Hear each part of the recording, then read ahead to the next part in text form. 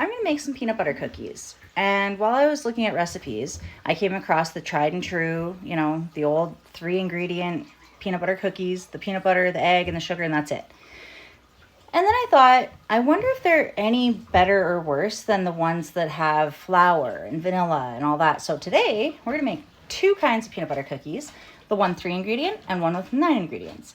And me and my kids are gonna try them and let you guys know which ones we think are best and why. Okay, let's get started. We're gonna go ahead and start with the 3-ingredient. So first things first, we need 1 cup of peanut butter. Dump it in. Hold on, it's not coming. I have to dig it out. 1 cup of peanut butter.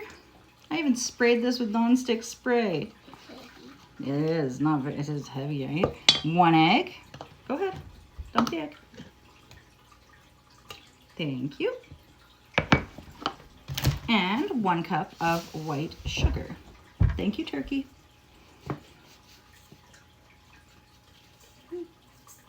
It's a lot. Yeah, it's taking a little while. And 1 cup of white sugar. All right, we're gonna go ahead and throw this in our stand mixer to give it a whip. I changed my mind. I decided to just do it by hand. Brute strength. There's so little, like, why use the stand mixer? All right, this is done. So now we're gonna go ahead and I have some of these little Reese's Pieces candies that my daughter gave me from, yeah, you can add them. My daughter gave me from Halloween. And I figured they would, 1 second. There we go. I figured these would be good in there. So we're gonna add 1 in.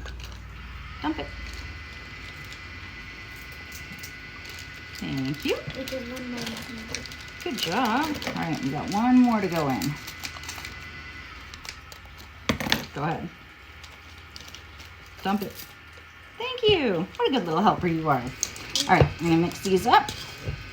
And then we're gonna get our little cookie scoop and put these on a tray. All right, now we're just gonna take our trusty cookie scoop. Just gonna go ahead and pop them on the tray. We're gonna flatten them with a fork. Do the iconic crisscross. Yep. So you want them to be about 1 inch, 1.5 inches apart. I mean, you could do them as big or as little as you want. It's your house, your rules, your cookies. So I'm gonna do about 4 in each line, and I have a little turkey here who wants to help. So I'm gonna switch this off and we'll see you once we're done. All right, we've got them all on here. So now we're gonna take our fork and we're just gonna do, a little crisscross. Hold on, I'm gonna spray the fork. All right, let's give this a try again. You're gonna take the fork and you're just gonna push one way, take it off, and push another way.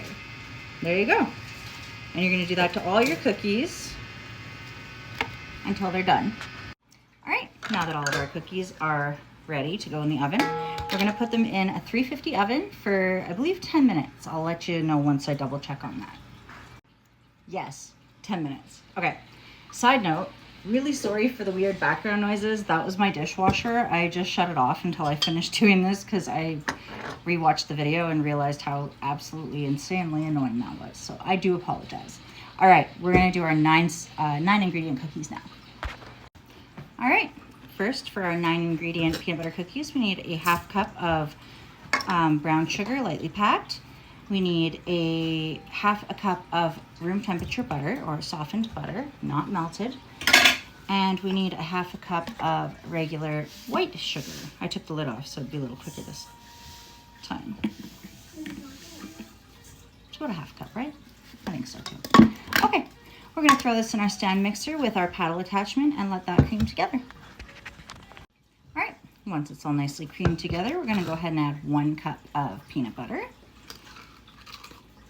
You can use crunchy or smooth. It's totally up to you. You can even use a mix of both. I'm using crunchy just because my girls like ate all of our smooth peanut butter and didn't tell me. So we're gonna have some crunchy peanut butter cookies, which is fine because I love them. So we're gonna throw this back on to our stand mixer to beat this together. Now that that's done, we're gonna go ahead and take 1 room temperature egg.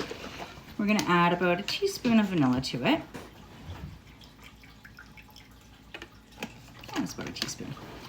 And we're going to add a pinch of salt, about 1/4 of a teaspoon.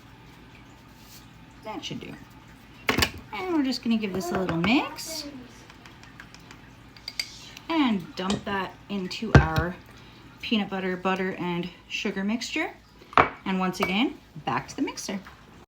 While that's mixing, we're gonna go ahead and add 1.5 cups of flour, spooned and leveled, always when you're baking, unless the recipe calls for otherwise, which I've never come across one that has yet. Where's my 1 cup? Right here. So we're just gonna go ahead and throw this together along with a, what is it? 3/4 of a teaspoon of baking powder. So we're just gonna mix this, with the baking powder. And then once that's done mixing, we're going to toss it into our mixture. Baking powder. I gotta find my spoons, hold on.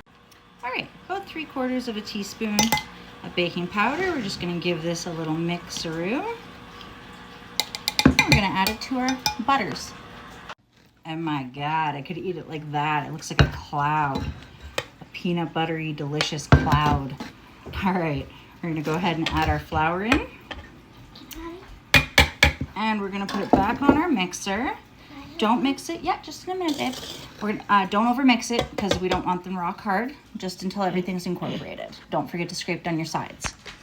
All right, our dough is done. We're gonna go ahead and get this scooped onto a cookie tray. I'm also gonna add chocolate chips to half of it, just because some of my kids like chocolate, some don't, I don't, so I'll let you know how that goes.